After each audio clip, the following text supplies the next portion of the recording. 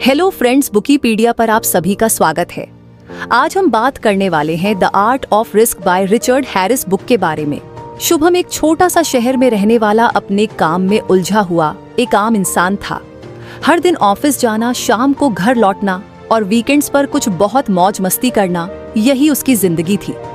लेकिन कहीं ना कहीं वह खुद को खोया हुआ महसूस करता था। एक मोनोटोनी थी उसकी लाइफ में। एक दिन शुभम की नजर एक बुक स्टोर के बाहर रखी किताबों के ढेर पर पड़ी। उसकी आदत थी कि हर बार नए साल पर खुद से कोई ना कोई रेजोल्यूशन लेता था, और इस बार उसने तय किया था कि वह अपनी लाइफ में कुछ एडवेंचरस करेगा। लेकिन एडवेंचर कैसे लाना है, ये उसे नहीं पता था। उसने किताबों पर नजर दौड़ाई। एक किताब का टाइटल उसे तुरंत अट्रैक्ट कर गया, the art of risk, what we can learn from world leading risk takers. उसने किताब उठाई और कुछ पलटकर पढ़ने लगा। पहले कुछ पन्ने पढ़ने के बाद ही उसने तय कर लिया कि यह किताब उसे खरीदनी है। किताब को खरीदकर वह उसी शाम अपने कमरे में आराम से बैठ गया। उसने टीवी बंद किया, फोन को साइलेंट मोड पर डाला और किताब पढ़ना शुरू किया। पहले चैप्टर का टाइटल था embrace carefully managed risk. Shubham ने सोचा, यार ये क्या बोरिंग सा टॉपिक है, रिस्क के बारे में क्या खास सीखना है। लेकिन फिर भी उसने पढ़ना जारी रखा। धीरे धीरे हैरिस के शब्दों ने उसे अपनी ओर खींचना शुरू कर दिया। लेखक ने लिखा था कि रिस्क लेने का मतलब यह नहीं कि आप अपनी लाइफ को बेवजह खतरे में डाल दें। असली रिस्क टेकर्स वह होते हैं जो हर रिस्क को पहले एनालाइज करते हैं। वह सोचते हैं कि वर्स्ट केस सिनेरियो क्या हो सकता है और उससे बचने के लिए कौन कौन से स्टेप्स लिए जा सकते हैं। शुभम को अचानक याद आया कि एक बार कॉलेज के दिनों में उसके दोस्तों ने उसे बंजी जंपिंग के लिए बुलाया था।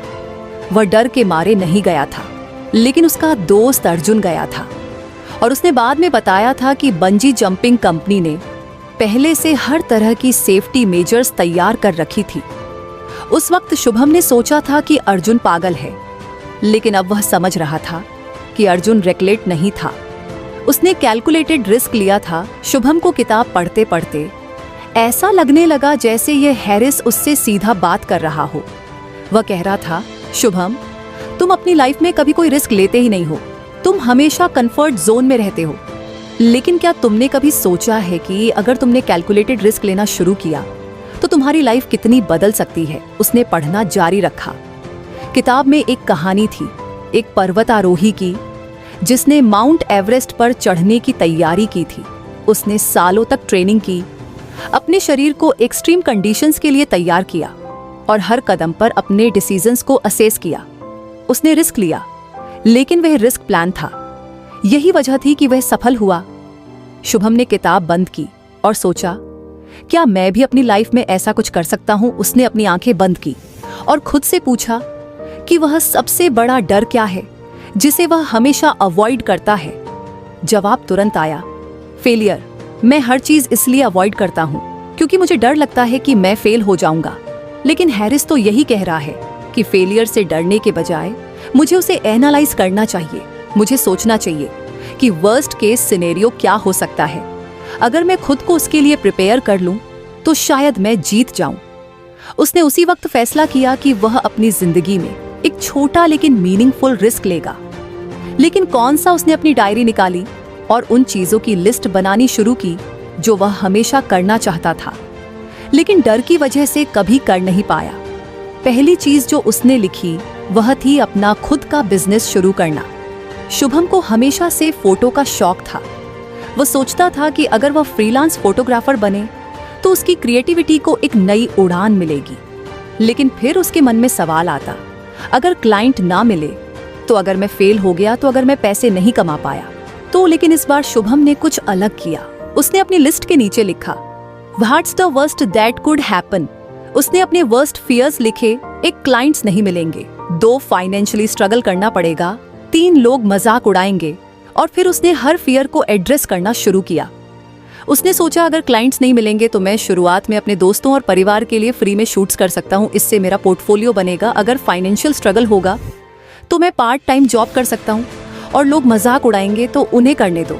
मेरी लाइफ मेरे लिए है, उनके लिए नहीं।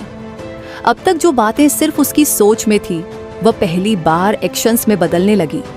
अगले दिन उसने अपनी सेविंग से एक डिसेंट कैमरा खरीदा। वह कुछ डर रहा था, लेकिन हैरिस के शब्द उसे मोटिवेट कर रहे थे। Confidence comes from preparation. उसने अपने शहर के एक छोटे से गार्डन में जाकर प्रैक्टिस शुरू की।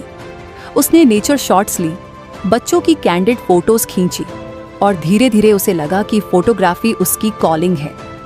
कुछ हफ्तों बाद उसके एक दोस्त की शादी थी।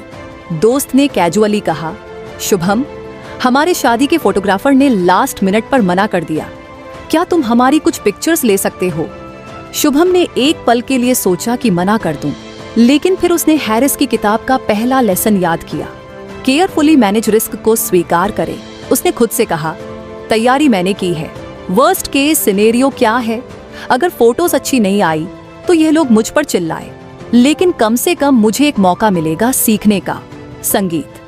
अगर आपको हमारी फ्री समरी अच्छी लगती है तो आप हमारे चैनल को सब्सक्राइब कर सकते हैं, हमारी मेंबरशिप खरीद सकते हैं या हमें UPI के थ्रू सपोर्ट कर सकते हैं। अब समरी पर वापस चलते हैं। उसने हाँ कहा।